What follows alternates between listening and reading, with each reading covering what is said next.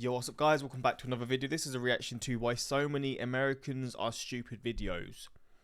I've done a reaction to a video. No, I didn't do a reaction to it, but there's a video I think of like Jimmy Kimmel, and it's like asking Americans to name flag or where places are in Europe, or like to name, yeah, like he would say a place, and then they'd have to point to where they think it is. And that's what I can really think of this. There's probably other ones that I can't really remember, but I do feel like this is a sort of common misconception, to be fair.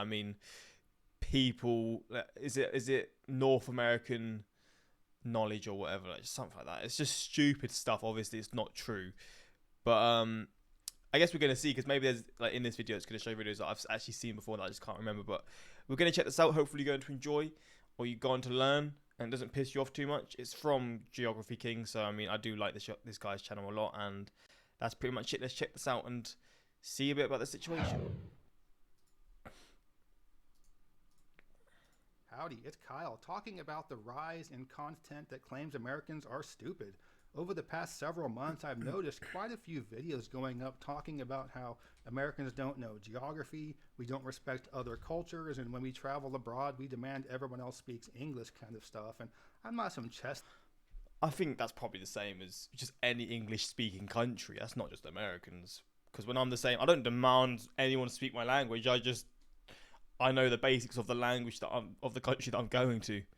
That's not just an American thing. That's just, I think anyone who's an English speaker, really, obviously, unless you are someone who's learning another language. Thumping American that thinks we're the best at everything, but so many of these complaints about us not knowing geography are coming from people that don't know geography themselves, and many of the things they're complaining about, they wouldn't be complaining about if they actually understood the geography of the U.S. and the world in general. And I'm not looking for any type of drama. I'm not going to call out any individual channels or videos, but just the general concept of these videos that have been going up. And there are 5 big complaints that people make about Americans, and I'm going to leave a timestamp and I'll address each one of those 5.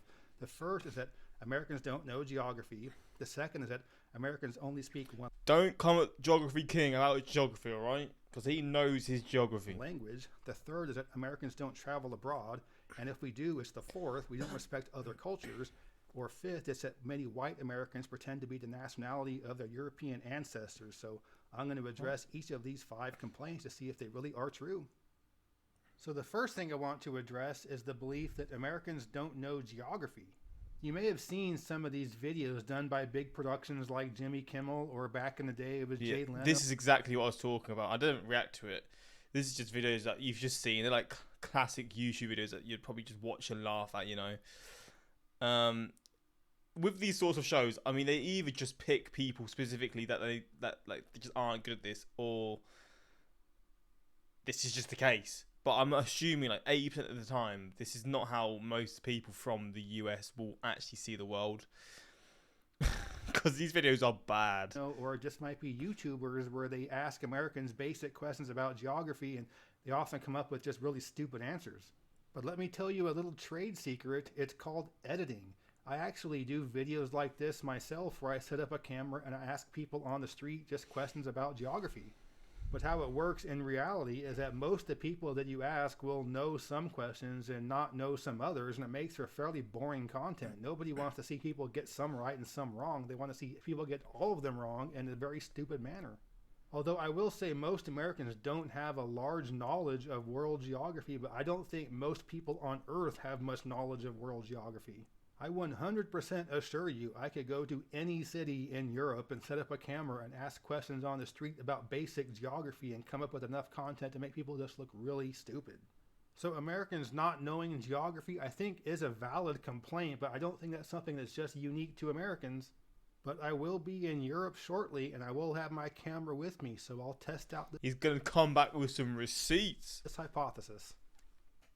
The next complaint about Americans I want to discuss is that we only speak one language. And I think a good way to analyze this would be to go to a mapping website such as the one I'm on right here and take a look at map scale and map distortion. So this website's called thetruesizeof.com, and it's where you can just take a look at a polygon shape of a country and overlay it somewhere else to not have to deal with map distortion. So I'm going to go to the US contiguous 48, and it brings up a polygon of the country, and you can move it around the world, and depending on the latitude, it will adjust its size. So I'm going to go over to Europe because Europeans are the ones that complain the most about Americans and this kind of stuff, and just kind of show the size of the contiguous U.S. This is mental, by the way. Like, my furthest ever flight was to here. Here, I think. Antalya. Somewhere around here. Maybe it's here. I think it's around here. I'm not too sure. And I flew from here. And that was like a 4-hour flight. And that's my first flight that I had. But just based off that, the idea of long flights wasn't for me. I just don't like flying that far. But when you're being like real, like, this is a crazy distance, man. This is like, you're going from, let's just say Belfast here to whatever city this is. It's mental. In Russia. You're nearly like hitting Astana in Kazakhstan, which is wild. Relative to most of Europe here. So it's just so much bigger. I think because Europeans have been using the Mercator projection for centuries, they kind of have an inflated idea of how big the area of Europe is and how small areas that are more lower latitude are. So when you see just how big the U.S. is compared to Europe, this map alone should explain why so many Americans only speak one language. I mean, Europe is small, though. Europe is actually a very small continent in contrast to other continents. First of all, a lot of Americans are bilingual. About 70 million or 23% of the population are bilingual, but that does still mean that 77% do only speak one language, primarily English. But again, this map should basically show you why that is without even having to explain it. But I still will explain it. If you were able to travel from, say, London to Athens to Moscow to Stockholm to Paris to Prague to, down to Yerevan and only have to speak one language, and you probably would. It's not like Europeans are better people because they speak more languages. I mean, I feel like this is more aimed at basically anyone in Europe apart from people from the UK, because I feel like we fit into this category as well. They have to speak more languages as a necessity. For example, take a look at the Netherlands here. The Netherlands is this, a couple of these, and this, and that's all there is. So if people from the Netherlands want to see something else, they have to go to another country, somewhere that's going to speak another language. So there's more of a necessity to speak other languages. And the countries in Europe are so small, and the next door country is probably speaking a different language. It's a necessity, not some superiority factor. So here's a map of the U.S. with a state highlighted. It doesn't matter what state this is, but pretend all the states are individual countries and each one speaks a different language. Colorado. So if the people from this state or this country wanted to go to the north and they had to speak German, or to the east had to speak Spanish, to the south Dutch or whatever, the people that live in this country would speak multiple languages because they would have to. But if they can travel for a couple of 1,000 kilometers and not have to speak any other language than English, then why would they speak other? I feel like based off this actually makes British people seem even worse because we're the ones travelling to Europe blocks. It's basically on our doorstep. And we're the ones not really speaking the other language. I've got a girlfriend who can speak basic, like German, like a little bit, not a lot. Obviously Romanian. I'm trying to think of other languages. I think that's it, to be fair. And I think she just knows like the basics of most languages, so I'll just rely on her. But yeah, British people we've got to be worse than, because we can't really travel within our own country to experience different like things like you can in the US, like from deserts to tropical weather to cold and all this sort of stuff. Loads of different things you can sort of visit just within one country. The UK is not like that, so you probably should learn more languages here, but just lazy. For languages. So I'll use another country for an example. This is Canada. It's a big island that we call... What? This is Canada? This is Australia, isn't it? He's doing this on purpose, isn't he? So I'll use another country for an example. This is Canada. It's a big island that we call a continent to make the people that live there feel better about themselves. Do you think the people that live here can speak a bunch of languages?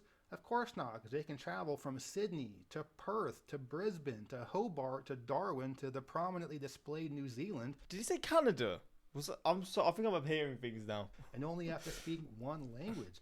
They'll often go to Bali or other tropical resorts in Southeastern Asia where most of the people that work in the tourism industry speak English. So when you live in a big place where it's just one language being spoken, you're probably not going to speak a bunch of other languages.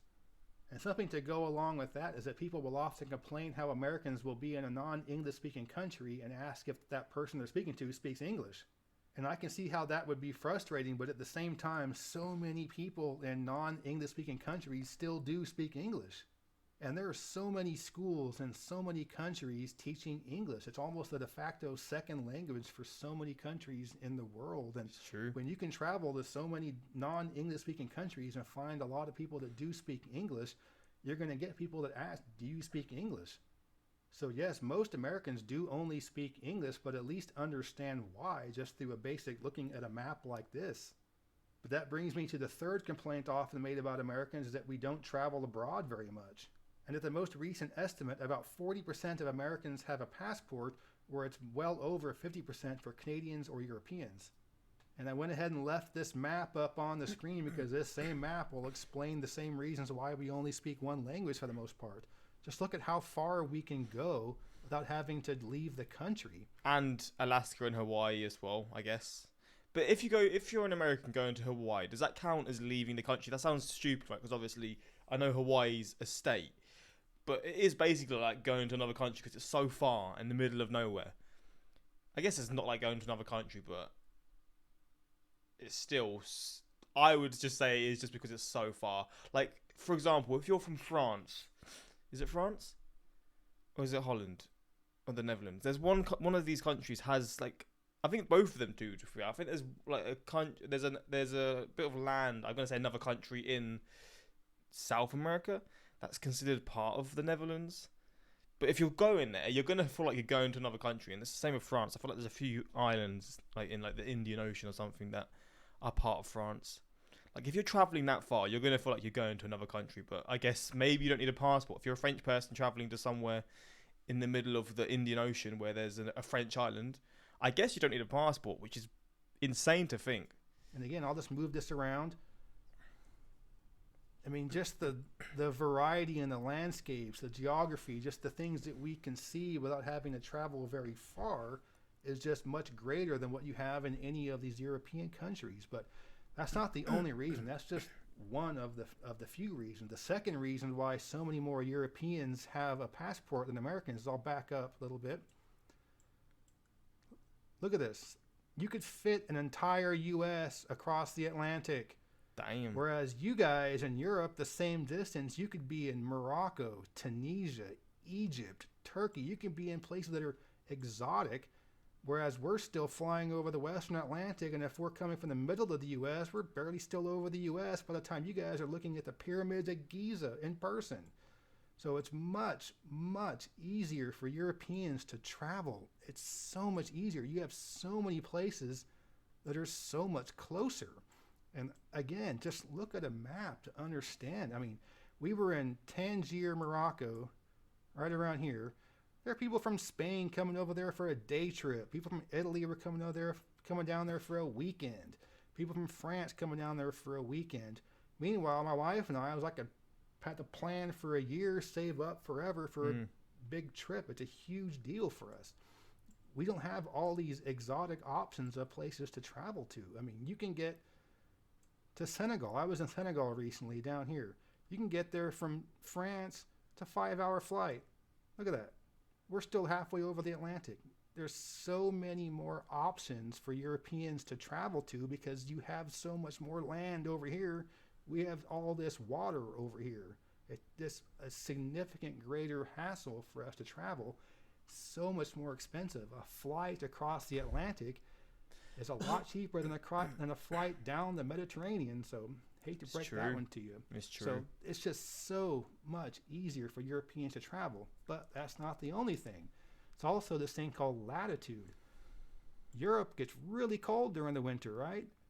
Canada gets really cold during the winter. Well, what do they often do in December, January, February? They go down to the tropics. They go down to these places in the lower latitudes, which are in different countries, because it gets really cold where they live. We don't have to do that. Many Americans do go to Mexico or the Caribbean. We've been to both, but we don't have to. We can go to Florida, Texas, California, Arizona. We have places within the borders of our country to escape the cold, where if you want to escape the cold from where it gets really cold, you got to have this thing called a passport. and travel far. And I mean, it's crazy. I have to really explain this, but so many people I think lose track of map scale and just how far things are, and just how much of an ordeal it is for Americans to travel far away places because again, it's expensive. It's a flight from the east coast of the U.S., New York to Dakar, was like $1,500. That's just New York to Dakar. If it was Jesus. middle across the U.S. or to farther to say Cairo, it's going to cost $2,000, $3,000 for the flight alone, and it's going to be at least a week, 2 week major trip of a lifetime type of thing. You're from Italy, you can fly down there for a few $100, just go for the weekend. You know, it's I don't know. Map scale is a real thing. Just kind of look at a map and just understand how distances are, and just how the U.S. is just a much bigger landmass than you might think it is. And we do travel. It's just that we don't often travel, or as often travel, to foreign countries, because look at how much we can see without having to leave the country. Look at that. Florida's down there in Baghdad. We can go from London to Baghdad, still be in the same country. Come on, man. Look at this. Maine is over there in West. Look at all of New England up here is in Kazakhstan. I mean, come on, man. We can travel so far without leaving the borders, without having to speak any language other than English. That's why we tend to only speak one language and often don't travel outside of our borders. Fair point. I can't Okay, disagree. the next complaint is that Americans don't respect other cultures. So when we do travel abroad, we're not going to respect other cultures, whether it be we ask people to speak English or just do really stupid things. But in my experience in traveling in Europe and Africa, it's quite the opposite. I find European tourists to be the ones that are not very respective of the cultures, and ones more likely to do really cringy things. So when we were in Morocco, we would see white people wearing a Middle Eastern kaftan and a fez, and we see these people walking by. My wife and I are like, oh, please don't be American, please don't be American. And they were Spanish. Oftentimes they were Italian or French. We were in or I was in Senegal recently, and there was a British family, white British family, walking around in dashikis. I'm like, come on, man, you can't be wearing a dashiki. What's a I mean, dashiki? American wouldn't be going to Africa. A white American, at least, wouldn't go to Africa and wear a dashiki. I mean, I don't know. And also, when I was in the Gambia, What's a dashiki? I'm probably going to spell it wrong. Dashiki.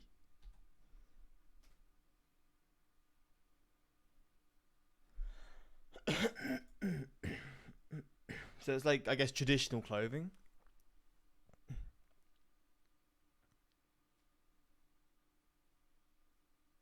I guess. I mean, what is it like seen as,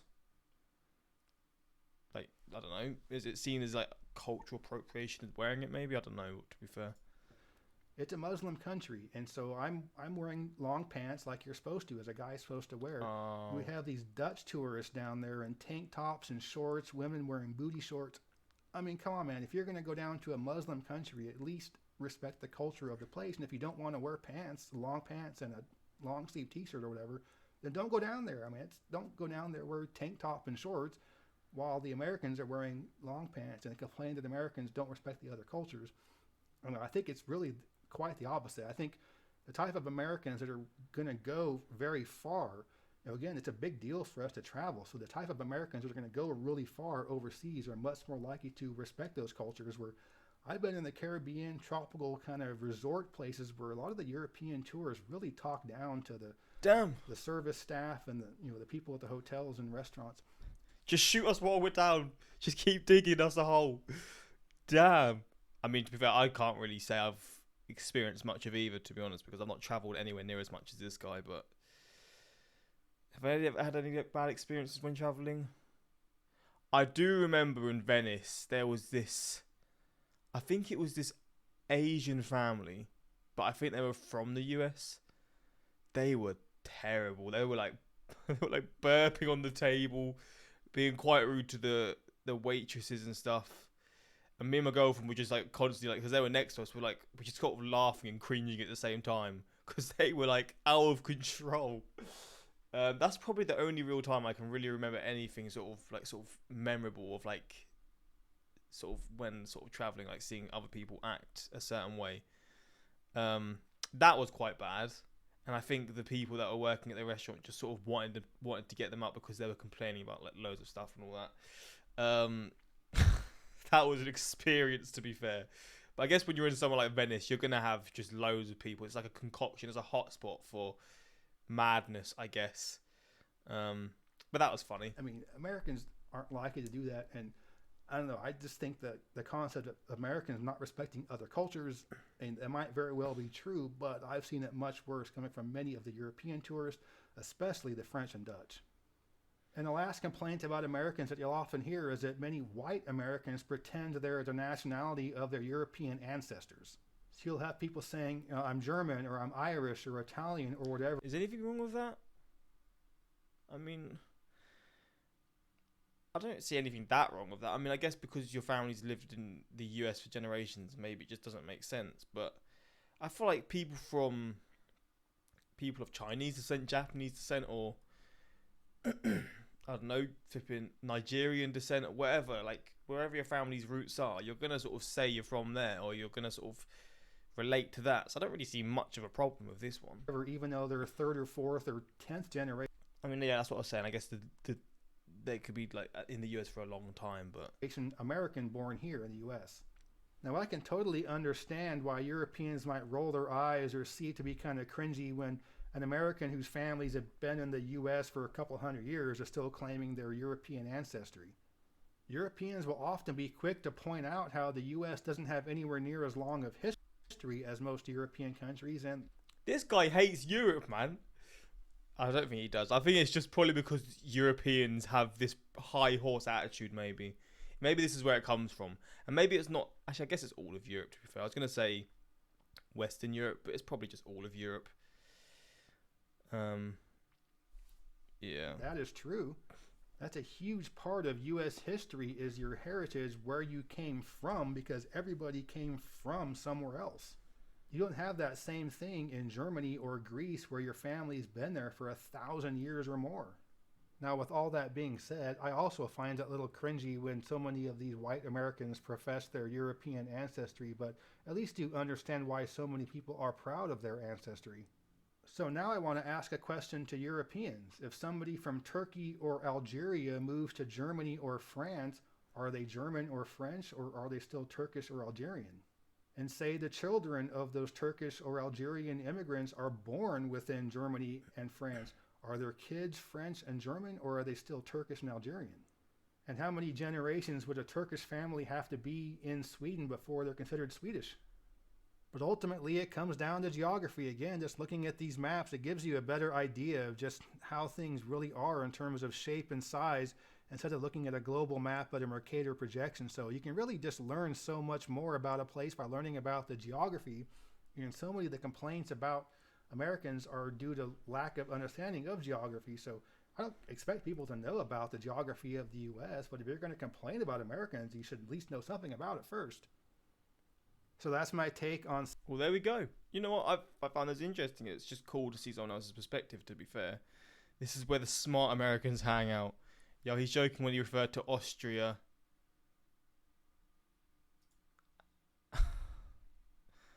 Austria as Cambodia? Oh my... This is a joke as well, right? Now I'm just confused. I feel like this is just taking the piss again. For God's sake, even Geography King has had it with smug Europeans. He hates us, man. Florida down there in Baghdad. Florida makes so much better. It's facts, bro. That makes sense with Florida now.